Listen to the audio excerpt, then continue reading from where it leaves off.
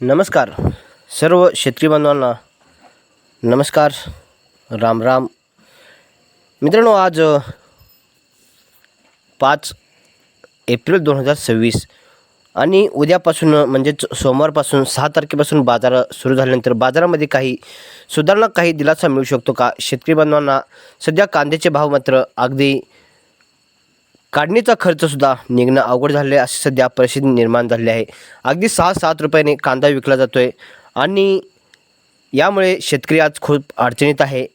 मग आता उद्यापासून म्हणजे सोमवारपासून कांदा दरामध्ये काही दिलासा मिळू शकतो का, याविषयी आपण या व्हिडिओमधून माहिती घेणार आहोत.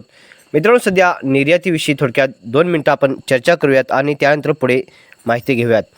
एप्रिल 2026च्या अहवालानुसार इराण इस्रायल युद्धामुळे वाढलेला कंटेनर खर्च $600 ते $700वरून $6,500 एवढ्या डॉलरवरती गेलेला आहे आणि आखात देशामधील मंदीमुळे भारतीय कांदा निर्यात ठप्प झालेली आहे. म्हणजे निर्यात ही पूर्णपणे कमी झाली आहे आणि कंटेनरचा खर्च जो $600 होता ते आता $6,500 एवढा झाला आहे. म्हणजे 10%पेक्षा जास्त याची रेट जे आहे ते वाढलेले असं म्हटलं तरी चालेल.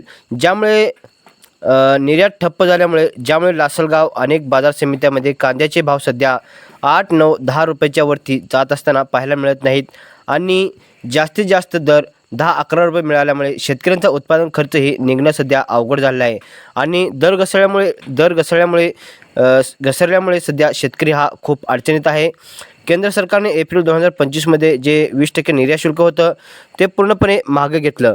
तरीही सध्याच्या जागतिक स्थितीमुळे निर्यात 45%पेक्षा जास्त घटलेली आहे, असा सध्या अहवाल आहे.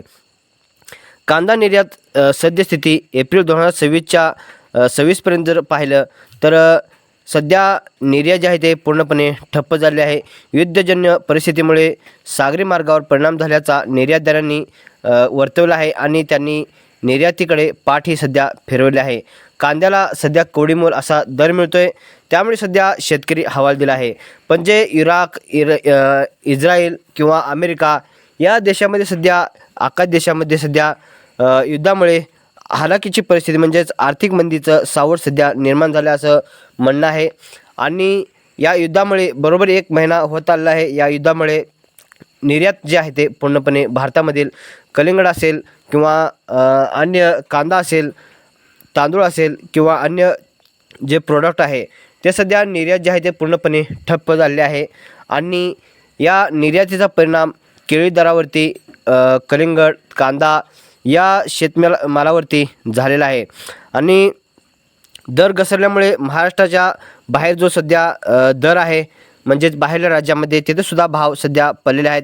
अगदी 900 ते 1200-1300 रुपयेपर्यंत बाहेरच्या राज्यामध्ये सध्या भाव मिळत आहे.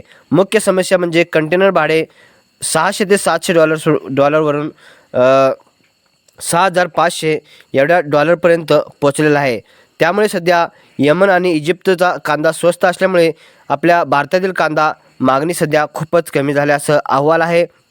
आणि महत्त्वाची निर्यात माहिती म्हणजे निर्यातदार देश भारत हा जागतिक आघाडीचा कांदा निर्यात देश असून 60% देशांना कांदा निर्यात करतो. म्हणजेच 60 देशांना आपला भारत जो आहे तो कांदा निर्यात करतो. पण जे आखाती देश होते ते थोडा का होईना पण जास्त देश असल्यामुळे कांदा निर्यात जास्त घ्यायचे, पण सध्या निर्यात ही पूर्णपणे ठप्प आहे.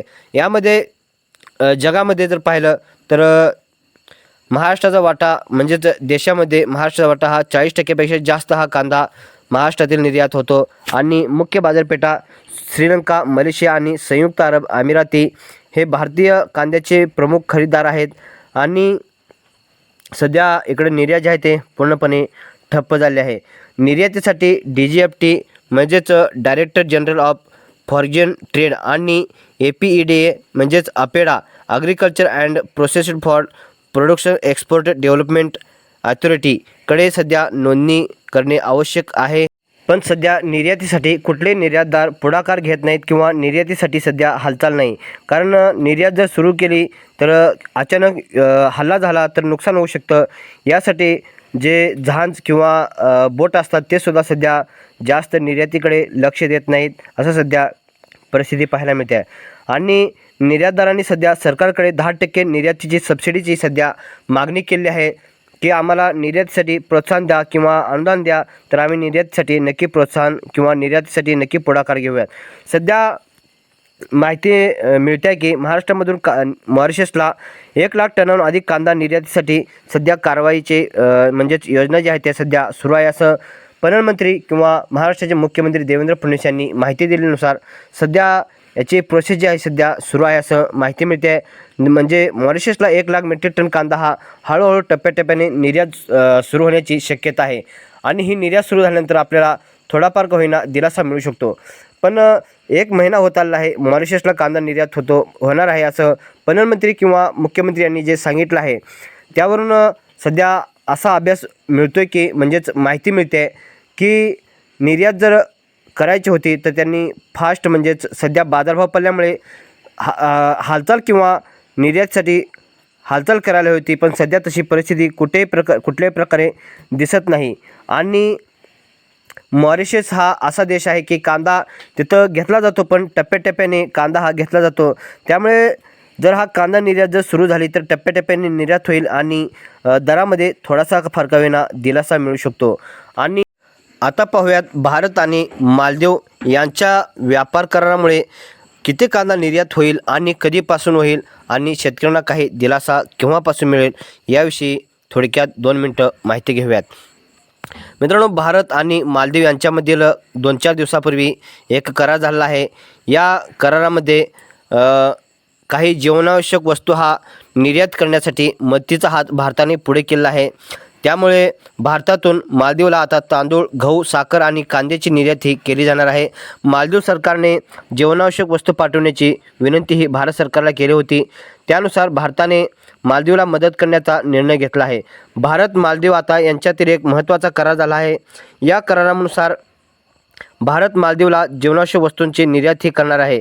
यामध्ये सध्या जे भारताने या सर्व वस्तूंवर निर्यात बंदी घातली होती, अशा स्थितीत भारतानं मालदीवला या वस्तूंची निर्यात करण्याचा निर्णय आता सध्या घेतलेला आहे. म्हणजेच मागच्या 2-3 वर्षापूर्वी जसे की कांदा निर्यात बंद केले होते, पुन्हा तांदूळसुद्धा, गहूसुद्धा निर्यात ही बंद केली होती. पण पुन्हा आता निर्यात जी आहे ते खुली केली आहे मालदीवसारख्या देशामध्ये. यामुळे व्यापार आता वाढणार आहे. दरम्यान मालदीवने भारताला जीवनावश्यक वस्तूंची निर्यात करण्याची विनंती केल्यानुसार भारताने मालदीवला जीवनावश्यक वस्तू निर्यात करण्याचा निर्णय घेतला आहे. मात्र भारत मर्यादितच निर्यात करणार निर्यात जे आहे ते करणार असल्याची माहिती मिळते आहे. दरम्यान भारत सरकार आता साखर आणि तांदूळ, कांद्याचा सर्वात मोठा निर्यातदार देश आहे. दरवर्षी मोठ्या प्रमाणामध्ये या म्हणजेच आपल्या देशामधून मालदीवला निर्यात ही होत असते.